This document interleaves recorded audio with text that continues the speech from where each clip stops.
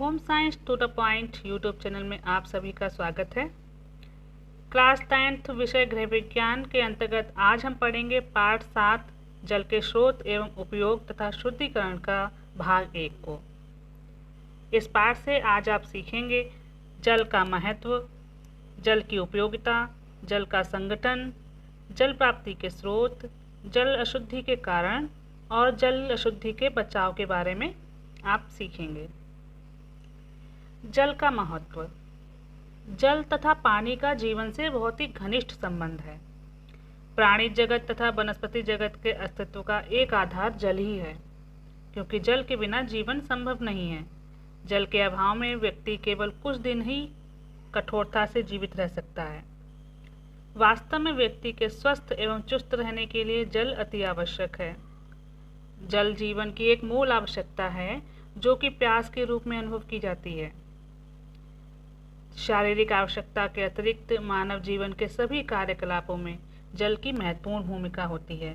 हमारे भोजन पकाने, नहाने धोने, सफाई करने तथा फसलों को उगाने के लिए एवं अन्य प्रकार के उत्पादनों के लिए भी जल की अत्यधिक आवश्यकता एवं उपयोगिता होती है।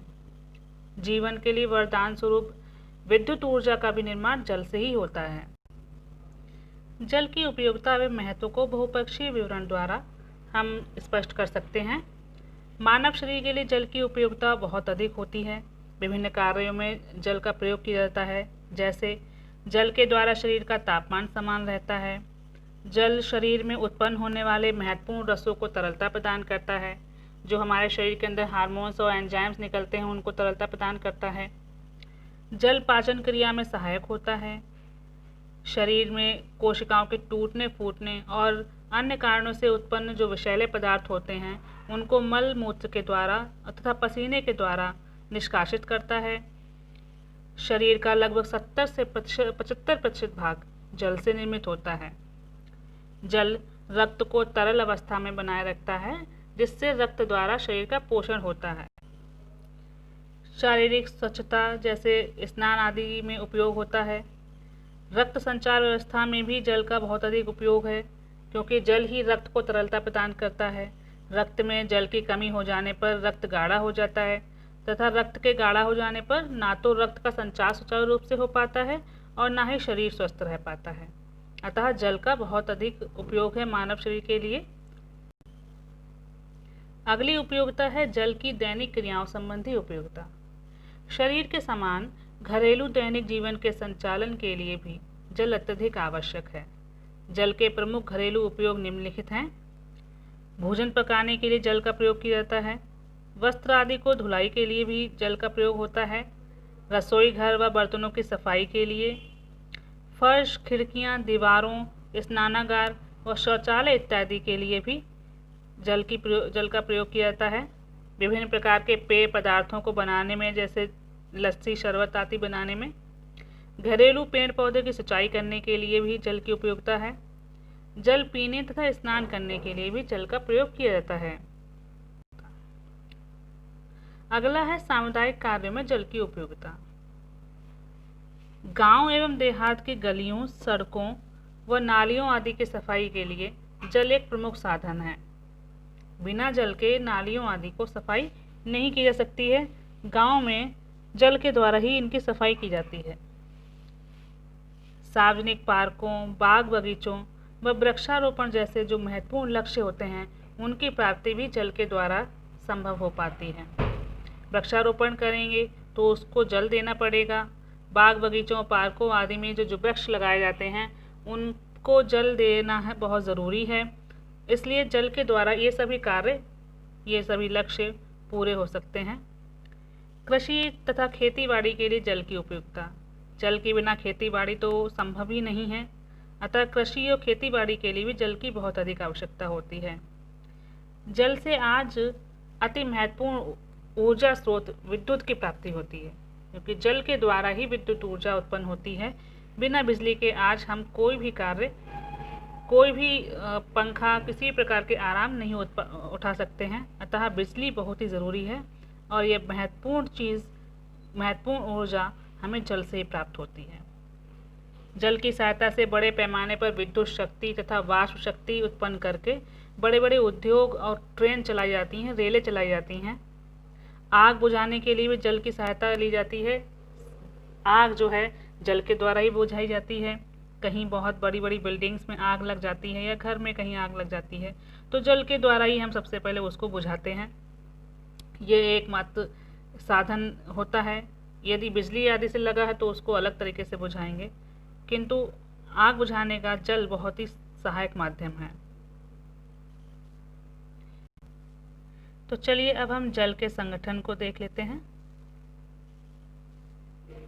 जल हाइड्रोजन और ऑक्सीजन का एक यौगिक है।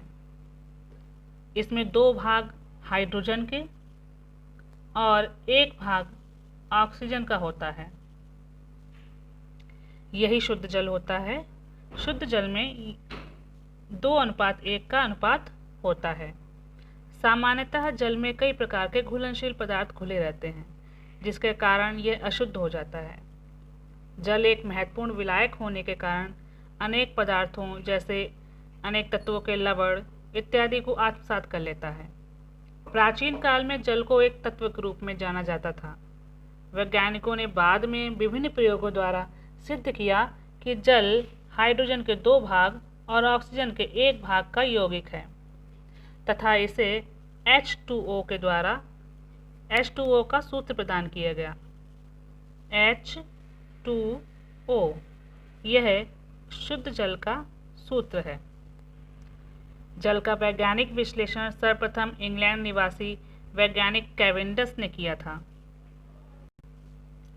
प्रकृति में जल की 3 अवस्थाएं होती हैं, ठोस, द्रव और गैस। ठोस अवस्था हिमाच्छादित पर्वत शिखरों पर पाई जाने वाली हिम अथवा बर्फ को जल की ठोस अवस्था कहते हैं। सामान्य जल को 0 डिग्री सेंटीग्रेड पर ठंडा करके बर्फ में परिवर्तित किया जा सकता है। दूसरी अवस्था है द्रव अवस्था। सामान्य जल इस अवस्था का उदाहरण है। जो जल हम पीते हैं, टंकी द्वारा प्राप्त करते हैं, कुओं द्वारा प्राप्त करते हैं, तालाबों से प्राप्त होता है और नदियों से प्राप्त होता है, जो अपनी तरल अवस्था में रहता है, वह इस द्रव अवस्था का उदाहरण है। अधिक तापमान पर जब बर्फ को ठंडा करते हैं या जलवाष्प को ठंडा करते हैं तो वह सामान्य जल के रूप में परिवर्तित हो जाता है, द्रव अवस्था में परिवर्तित हो जाता है। तीसरे प्रकार की अवस्था है गैस अवस्था। आकाश में दिखाई पड़ने वाले मेघ अथवा बादल जल की गैस अवस्था अर्थात जलवाष्प के उदाहरण हैं। सामान्य जल गर्म करने पर पहले जल खौलता है, फिर धीरे धीरे जलवाष्प में परिवर्तित हो जाता है। वायु में यह जलवाष्प सदैव विद्यमान रहता है। वायु में जो जलवाष्प होता है वह जल की गैसीय अवस्था होती है। जल प्राप्ति के स्रोत। चलिए अब हम जल प्राप्ति के स्रोतों को देख लेते हैं। जल प्राप्ति के स्रोत हैं समुद्र का जल, वर्षा का जल, धरातलीय जल और भूमिगत जल। पहला स्रोत है समुद्र का जल। पृथ्वी का लगभग 2/3 भाग समुद्र ही है। यह जल का विशालतम एवं प्रमुख स्रोत है। सूर्य की गर्मी से समुद्र का जल वाष्प बनकर ऊपर उठता है और यह जल वाष्प बादलों में परिवर्तित होकर जो है नीचे फिर से पर्वतों, झीलों और झरनों में जाकर जल में वृद्धि करता है और जो जल जमीन पर पड़ता है वो जमीन के अंदर सोख लिया जाता है और भूमिगत जल स्रोतों का निर्माण करता है। अंत में यह सारा जल नदियों के द्वारा पुनः समुद्र में मिल जाता है। तो समुद्र के जल में लगभग 3% सामान्य नमक घुला होता है। जो हम लोग सामान्य नमक खाते हैं सब्जी आदि में, तो वह एक नमक उसमें घुला रहता है।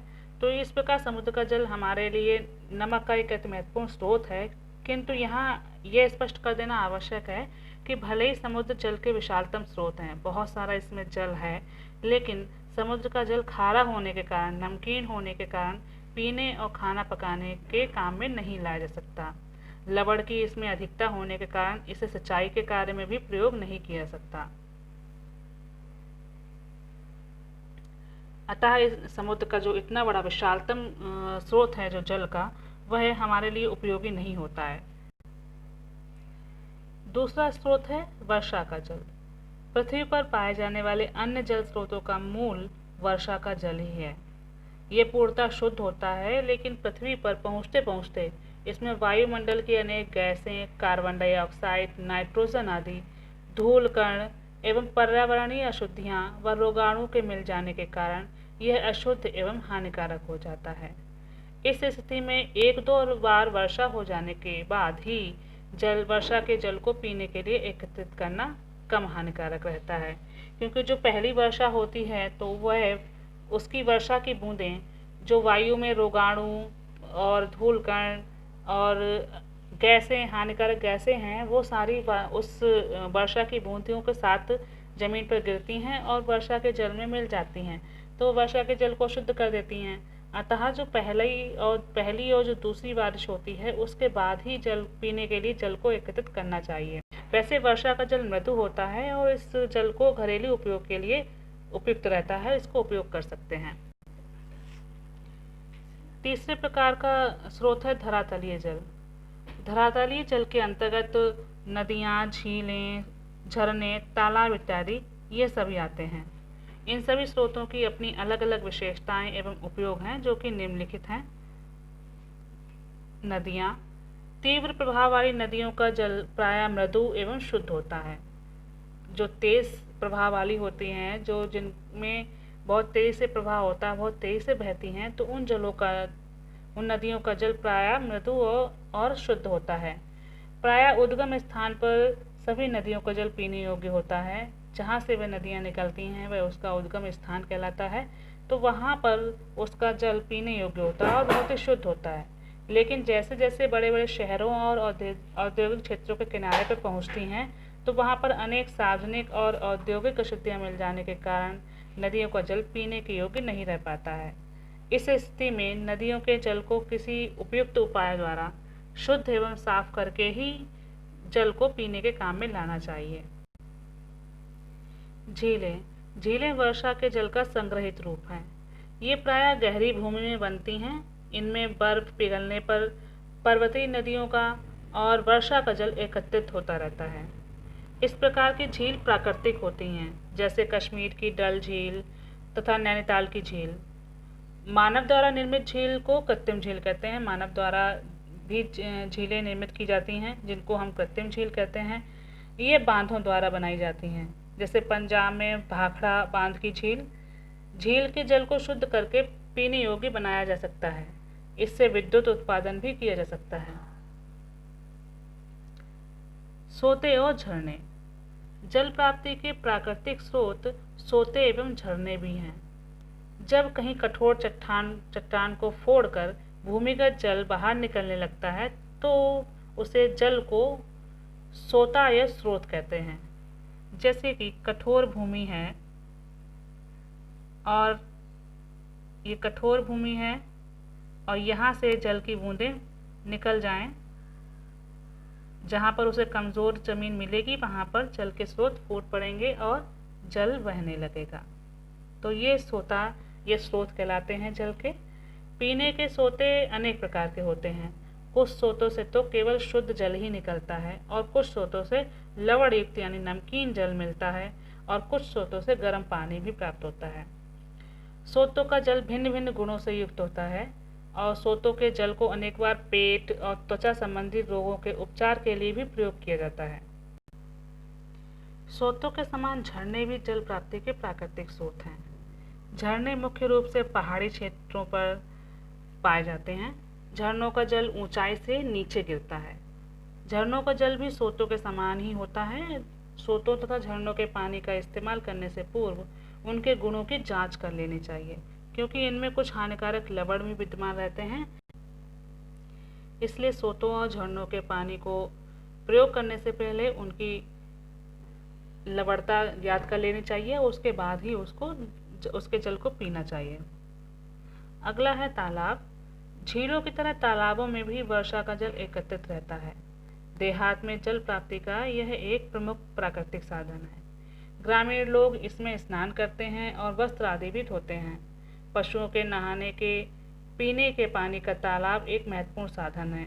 इस तालाब में पशु जो है नहाते हैं। इनके तालाबों में किनारे स्नान भी करते हैं और ग्रामीण लोग इसमें वस्त्र आदि भी धोते हैं। तालाब का जल ठहरा होने के कारण शीघ्र ही दूषित हो जाता है, इसलिए इसे ज्यों का त्यों पीने के काम में नहीं लाया जा सकता। इसलिए इसे पीना अगर यदि आवश्यक हो तो किसी घरेलू उपाय द्वारा इसे शुद्ध करना अति आवश्यक होता है। घरेलू उपाय जैसे कि उबाल कर पानी पीना, या फिर फिटकरी डालकर जो है उसकी गंदगी जब नीचे बैठ जाए तब उसको पीना। तो इस प्रकार घरेलू उपायों द्वारा इसे शुद्ध कर लेना चाहिए, उसके बाद ही तालाब के जल को पीना चाहिए। चौथा स्रोत है भूमिगत जल। वर्षा का जल भूमि पर जब गिरता है तो इसका एक बड़ा भाग बह जाता है और इसका शेष भाग भूमि द्वारा अवशोषित कर लिया जाता है। यह अवशोषित जल भूम्याकर्षण शक्ति के कारण नीचे की ओर खिसकता रहता है। मार्ग में जब अभेद्य चट्टान के आ जाने पर यह एकत्रित हो भूमिगत जल स्तर का निर्माण करता है। जल के स्रोत का उपयोग भूमि को भेद कर कुओं का निर्माण किया जाता है। जैसे वर्षा का जल जब भूमि पर पड़ता है तो यह भूमि के द्वारा अवशोषित कर ली जाती हैं और भूमि के नीचे पहुंचकर भूम्याकर्षण के द्वारा ये नीचे की ओर खिसकती रहती हैं, और जब नीचे एक कठोर चट्टान मिल जाती है इनको, तो ये इसको भेद कर नीचे नहीं जा सकती हैं, और तो इस कठोर चट्टान के ऊपर ही जल एकत्रित होने लगता है और इस जल के स्रोत को, इस एकत्रित जल को बोरिंग के द्वारा अथवा कुओं के निर्माण के द्वारा इस जल तक पहुंचा जा सकता है और कुओं को का निर्माण करके इस जमीन को भेद कर कुएं का निर्माण किया जाता है और इस जल का प्रयोग किया जा सकता है। कुएं प्रायः निम्न प्रकार के होते हैं। पहला है उथले कुएं। भूमि की जो प्रथम अप्रवेश स्तर होती है वहां तक की खुदाई करके इन कुओं का निर्माण किया जाता है।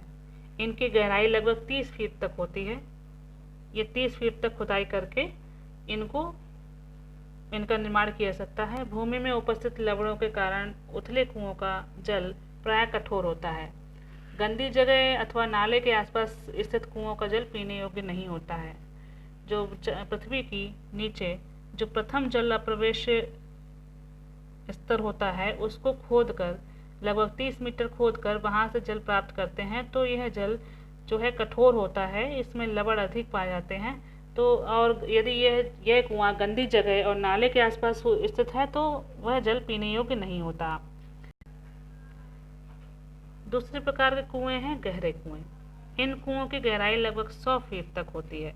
यह 100 फीट तक नीचे खोदने पर इसका जल प्राप्त होता है। इसका जल मृदु होता है और अशुद्धियों से मुक्त होता है। इन कुओं से लगभग सभी ऋतुओं में जल प्राप्त होता है। अगला है आदर्श कुएं। देहात के क्षेत्र में पीने के पानी का यह मुख्य स्रोत होता है। प्रायः वहाँ पर कुएं ही होते हैं और इसलिए मृदु और शुद्ध जल वाला आदर्श कुआं प्रत्येक गांव के लिए आवश्यक है। तो आदर्श कुएं का निर्माण करते समय निम्नलिखित बातों का ध्यान रखना चाहिए। आदर्श कुएं का निर्माण गंदे स्थानों, नाले, तालाब आदि से कम 400 फीट की दूरी पर किया जाना चाहिए। कुएं की भीतरी सतह पक्की ईंटों और पत्थरों की बनी होनी चाहिए। कुएं की दीवार भूमि की सतह से काफ़ी ऊपर तक निर्मित होनी चाहिए, काफ़ी ऊपर तक बनी होनी चाहिए। इससे बाहर का गंदा पानी कुएं में प्रवेश नहीं कर पाता। नंबर 3 है कुआं अधिक गहरा होना चाहिए, अधिक से अधिक गहरा होना चाहिए। इससे अधिक मृदु और साफ और स्वच्छ जल प्राप्त होगा। कुएं के ऊपर यदि संभव हो तो चारों ओर खंभे लगाकर ऊंचाई पर स्थित एक छत डलवा देने चाहिए। इससे क्या होगा कि कुआं में पेड़ों की टहनियाँ, पत्तियां आदि नहीं गिरेंगी और कुएं में पक्षियों के बीट आदि जैसे अवांछनीय तत्वों से भी वह सुरक्षित रहेगा। कुएं के चारों ओर ना तो स्नान करना चाहिए और ना ही वस्त्र आदि धोने चाहिए। कुएं से जल खींचते समय गंदे बर्तन और गंदी रस्सी का प्रयोग नहीं करना चाहिए। कुएं के जल में माह में कम से कम एक बार पोटेशियम परमैंगनेट तथा लाल दवा अवश्य डालनी चाहिए। इससे जल के कीटाणु मर जाते हैं। आर्टिजन कुएं। फ्रांस के आर्टाइन स्थान में प्राचीन काल में इस प्रकार के कुएं बनाए जाते रहते थे और इसीलिए आर्टाइन नामक स्थान पर होने के कारण इनका नाम आर्टिजन कुआं पड़ गया। इन्हें ही पाताल तोड़ कुआं भी कहते हैं। यह पृथ्वी के दबाव के कारण स्वतः बाहर निकलता है आर्टिजन कुएं का जल गहरे कुएं के जल के समान शुद्ध होता है। पाताल तोड़ कुआं इसलिए से कहते हैं क्योंकि यह जमीन के स्तर को, जो अभेद्य स्तर होता है, उसको तोड़कर ये स्वतः बाहर निकलते हैं, इसीलिए इसको पाताल तोड़ कुआं कहते हैं।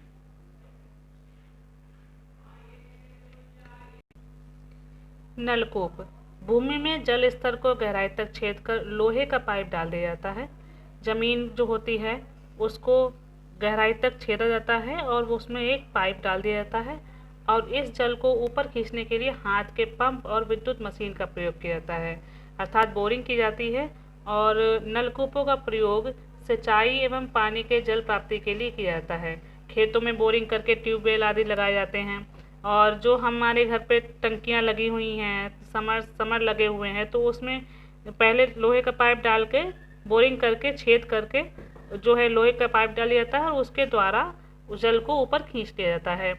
नलकूपों का प्रयोग सिंचाई और पानी पीने के लिए प्रयोग किया जाता है और जो अधिक गहराई वाले नलकूप होते हैं उनका जल प्रायः शुद्ध ही होता है। अब हम जल प्राप्ति के इन स्रोतों का जल अशुद्ध होने के कारणों पर ध्यान दे लेते हैं, उन पर एक नज़र डाल लेते हैं। नदी का जल अशुद्धि के कारण।